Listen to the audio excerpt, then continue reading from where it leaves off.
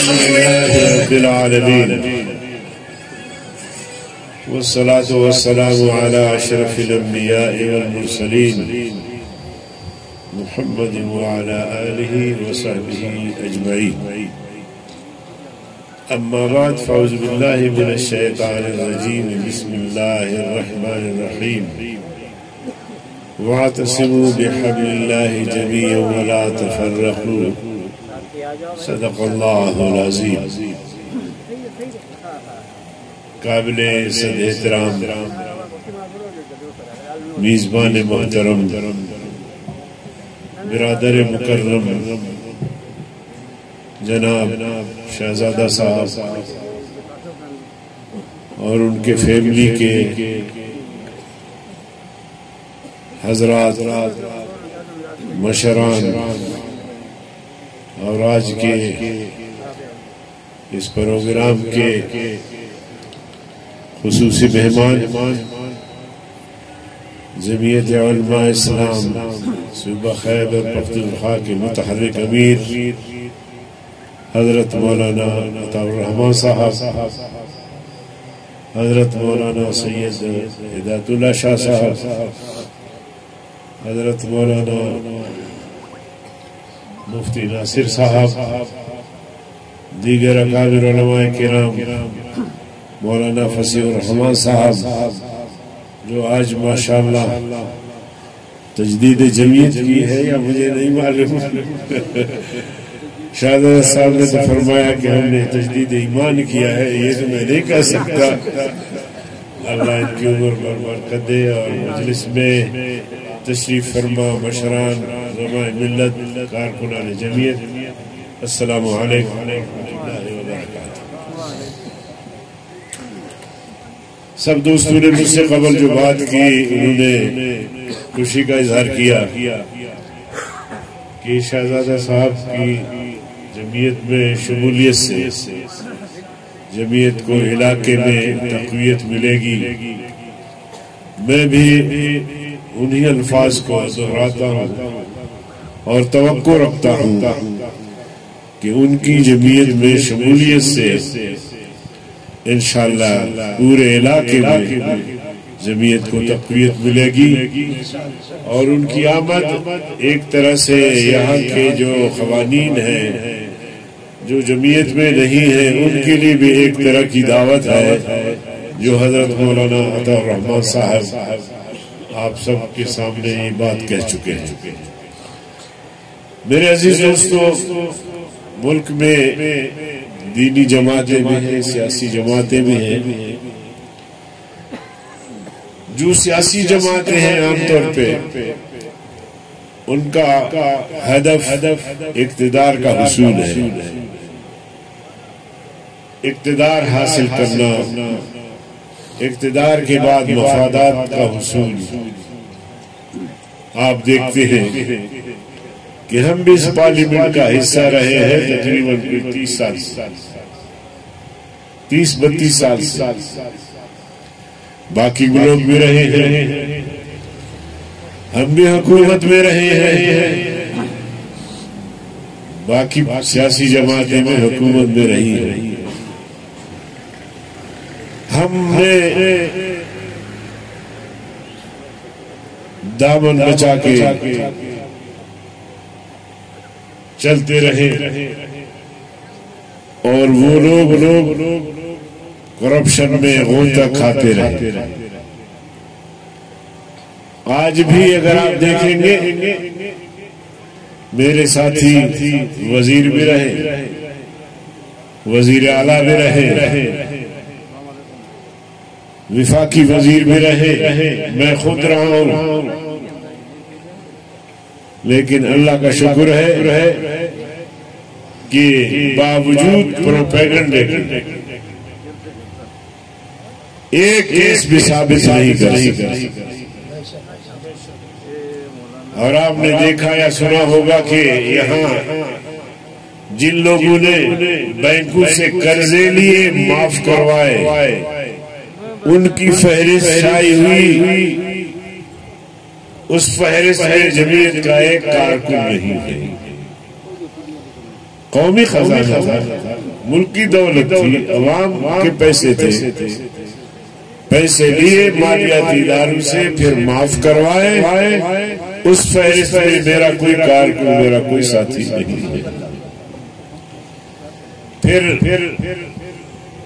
وکی leaks, اس میں بہت بڑے نامور نام آئے، مگر قیادت سے لے کر کارکن تک میرا کوئی ساتھی اس فہرست میں شامل نہیں تھا۔ پاناما لیکس، اب پتہ نہیں کیا کیا لیکس آ رہے ہیں، آپ دیکھیں گے جمعیت علماء اسلام کا کوئی کارکن اس میں شامل نہیں، باوجود اس کے کہ ہم اس پارلیمانی نظام کا حصہ ہے، اور جب تک یہ ٹھیک نہیں ہوگا تو میں اس کو گند کہتا ہوں۔ اس گند سے اپنا دامن بچا کے 32 سال کا عرصہ گزر گیا، اور آپ دیکھتے ہیں پارٹیوں کے سربراہ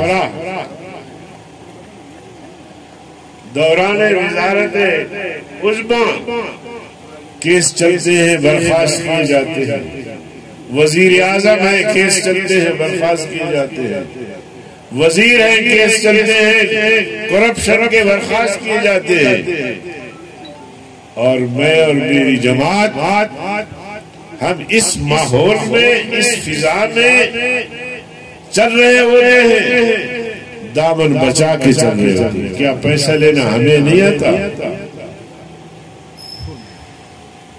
کیا یہ جو پیشکشیں ہوتی ہیں یہ ہم نہیں لے سکتے تھے؟ اللہ نے بچایا ہے، اور ہمارے ان کارکنوں نے، ہمارے اساتذہ نے ہماری تربیت کی ہے، اور اس تربیت اور اللہ کی نظر رحمت کہ ان چیزوں کو ہم خاک بھی نہیں سمجھتے،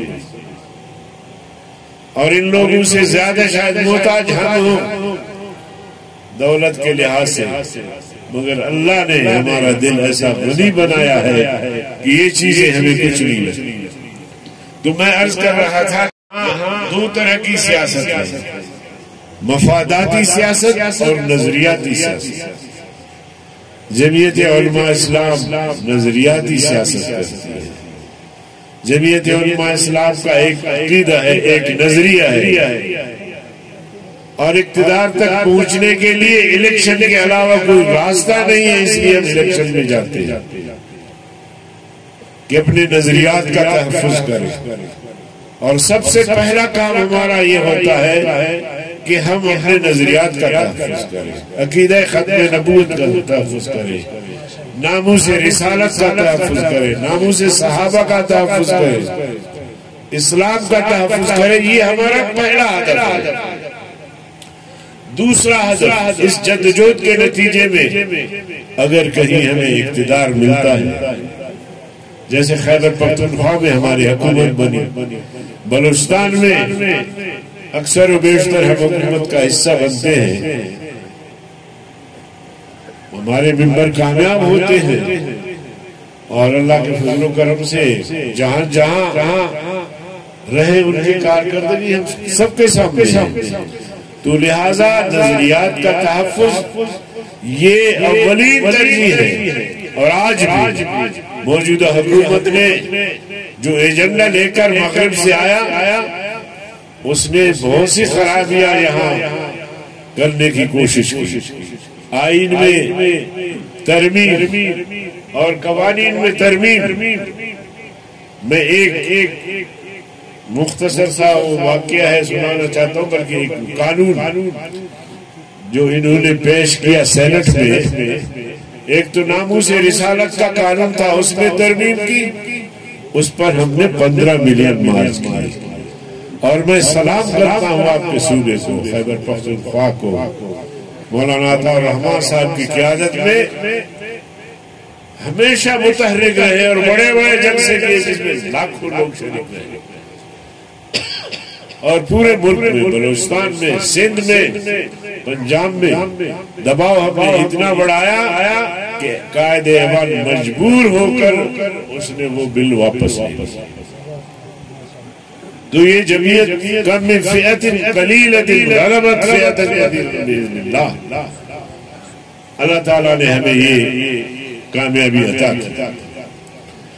دوسری بات یہ کہ انہوں نے آئلی قوانین میں ترمیم کی کوشش کی، بل پیش کیا سینٹ میں، چیئرمین سینٹ نے اس بل کو کمیٹی کے حوالے کیا۔ جب میں نے اجلاس بلایا اس کمیٹی کا چیئرمین میں تھا، تو وہ بل اور اس کا آغاز یہاں سے ہوتا تھا کہ لڑکا لڑکی جب نکاح کرے تو 1 مہینے کے اندر میاں بیوی کو جج کے پاس پیش ہونا ہوگا۔ جج ان کو سنے گا، پھر جج کہے گا کہ یہ نکاح صحیح ہے یا غلط۔ سراسر شریعت سے ٹکراؤ۔ دوسری بات یہ تھی کہ اگر 1 مہینے کے اندر میاں بیوی جج کے پاس نہیں پہنچے تو 10,000 روپے جرمانہ ہوگا یا 1 سال قید۔ اور اس قانون کو بھی ہم نے مسترد کروایا، ہم نے ریجیکٹ کروایا اور ہمیشہ کے لیے کروایا۔ لیکن موجودہ حکومت کی نیت سے تو آپ کو پتہ لگا کہ وہ کیا کرنا۔ تو عرض کرنے کا مقصد یہ ہے کہ ہمارے 2 چیزیں ہیں سامنے، اپنے نظریات اور اس کے بعد پھر حکومت اور یہ ساری چیزیں۔ دوست کہتے ہیں کہ بھائی مولانا فضل الرحمان صاحب یا جمعیت عمران خان کے پیچھے کمر باندھ کے اس طرح کیوں پڑا ہے؟ میرے عزیز دوستو، ہمارے حکمران جرنیل بھی رہے، ان کا بھی ہم نے مقابلہ کیا، جیلیں کاٹی، چاہے مشرف کا دور ہو چاہے ضیاء الحق کا دور ہو۔ میرے قائد کئی سال جیل رہے، میں خود جیلوں میں رہا، ضیاء الحق کے دور میں بھی اور پرویز مشرف کے دور میں۔ ہمارے کارکن سینکڑوں کے حساب سے ہم نے ان کا بھی مقابلہ کیا، نواز شریف کا، بے نظیر بھٹو صاحبہ کا، سب کا ہم نے مقابلہ کیا ہے۔ لیکن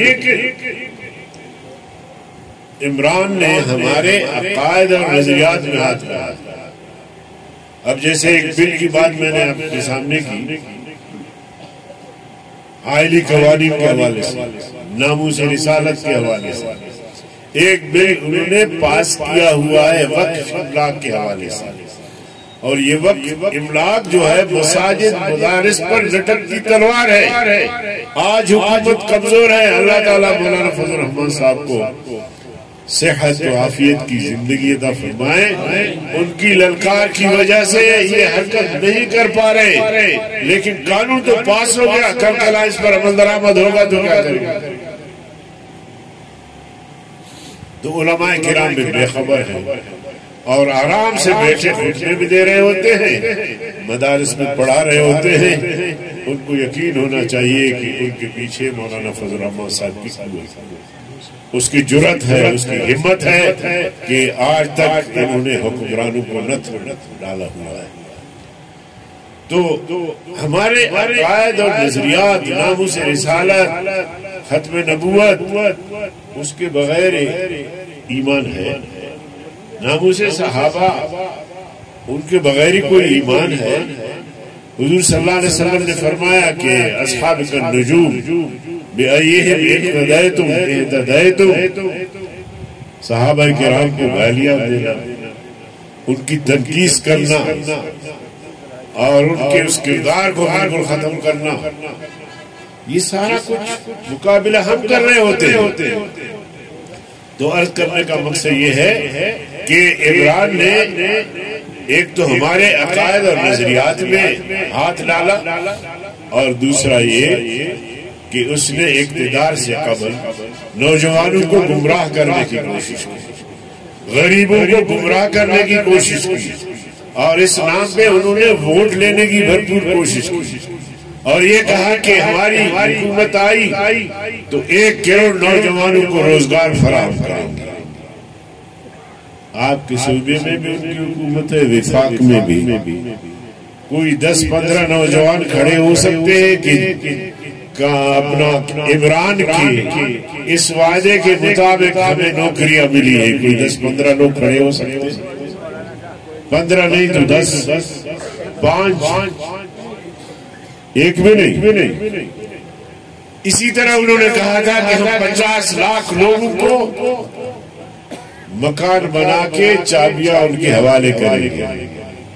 تو 50 میں سے 5 تو آپ لوگوں کو ملے ہوں گے. کہتے ہیں کہ کچی بستیاں تباہ کر دی گئی. میرے عزیز دوستو، اسی طرح اس نے کہا تھا کہ ڈالر کو 100 کے بجائے 60 پہ لے آئیں گے. آج 75 پہ چلا گیا، 76 پہ ڈالر. ملکی معیشت کو آسمان کی بلندیوں تک پہنچائیں گے. آج آپ دیکھیں لوگ خودکشیاں کر رہے ہیں، غریب بھوکے مر رہے ہیں، غریب کی قوت خرید جواب دے چکی ہے. اسی طرح انہوں نے کہا تھا کہ 6-8 مہینے میں ہم ملکی معیشت کو ایسا بہتر بنائیں گے کہ قرضے بھی معاف ہو جائیں گے اور باہر سے لوگ آ کے یہاں نوکریاں کریں. اب یہ دعوے انہوں نے کیے تھے. کیا مجھے حق نہیں پہنچتا کہ یہ سوال ان سے میں پوچھوں کہ جتنے وعدے کیے تھے ان میں سے کسی ایک پر آپ نے عمل کیا؟ آپ نے کہا تھا کہ میں میگا پروجیکٹ لے کر آؤں گا، سی پیک کا بیڑا غرق کیا تم نے؟ کوئی میگا پروجیکٹ تو بتاؤ. آپ نے کہا تھا کہ صنعتوں کا جال بچھائیں گے، لوگوں کو نوکریاں میسر ہوگی، محنت مزدوری کرنے والے لوگ. آپ نے کہا تھا کہ صنعت، حرفہ اور اسی طرح زراعت، ان شعبوں کو ترقی دیں گے. آپ بتائیں کہیں آپ نے؟ جب بھی پوچھو یہ کہیں گے یہ جی گزشتہ حکومت نے ملک کا بیڑا غرق کیا. بابا انہوں نے کیا، لیکن 3.5 سال 4 سال میں تم اپنی کارکردگی تو بتاؤ کہ تم نے کیا کیا ہے. جواب نہیں. تو میرے عزیز دوست، وہ ایک دینی پہلو ریاست مدینہ قائم کرنے والا شخص، تمہیں شرم نہیں آتی ناموس رسالت کے قانون میں ترمیم کرتے ہو؟ جب ریاست مدینہ تھا تو وہاں کوئی بھوکا نہیں سوتا تھا. 2-4 سال آغاز کے بعد ایسی خوشحالی آئی مدینہ طیبہ میں کہ گلیوں میں لوگ پیسے لے کر پھرتے تھے کہ کوئی غریب مل جائے نصاب تو ان کے پاس کچھ. وہ کہتے تھے کہ ہم زکوٰۃ کے مستحق نہیں ہوتے. آج اگر کسی کو پیسے دے دے تو وہ لے کے ہڑپ کرے. تو عرض کرنے کا مقصد یہ ہے کہ عمران خان کی ان کرتوتوں کی وجہ سے مسلسل جھوٹ بول کے قوم کو گمراہ کیا ہے. اس لیے ہم سمجھتے ہیں کہ اس کٹ پتلی حکومت کے خلاف، اس سلیکٹڈ حکومت کے خلاف، اس نالائق اور نااہل حکومت کے خلاف قوم کے ہر فرد کو میدان میں آنا ہوگا. اکیلے مولانا فضل الرحمان کافی نہیں، ہم سب کو میدان میں آنا ہوگا تاکہ اپنی اس ریاست کو جو اسلامی فلاحی ریاست کے تصور سے قائم ہوا، اس کو صحیح معنی میں اسلامی فلاحی ریاست بنائے تاکہ سب کو حقوق ملے، سب کے ساتھ انصاف ہو. میرے عزیز دوستو، میں پھر شکریہ ادا کرتا ہوں شہزادہ صاحب اور ان کے دوستوں کا اور ضلع جماعت کا کہ اس محفل میں مجھے بھی شامل کر کے احسان کیا. اور مولانا عطا الرحمن صاحب کا کہنا بھی ہمارے لیے حکم ہوتا ہے، اس لیے میں نے رات بھر کا سفر کیا. صبح 5 بجے یہاں ماسرہ پہنچا تو الحمدللہ وہ تھکاوٹ ختم ہو گئی. جو محفل، جو اس طرح کی تقریب دیکھ کر اور پھر شہزادہ صاحب اور ان کے ساتھیوں کی شمولیت، یہ میری تھکاوٹ بھی ختم ہو گئی الحمدللہ. میں آپ سے دعا کی درخواست کرتا ہوں، اللہ تعالیٰ آپ سب کا حامی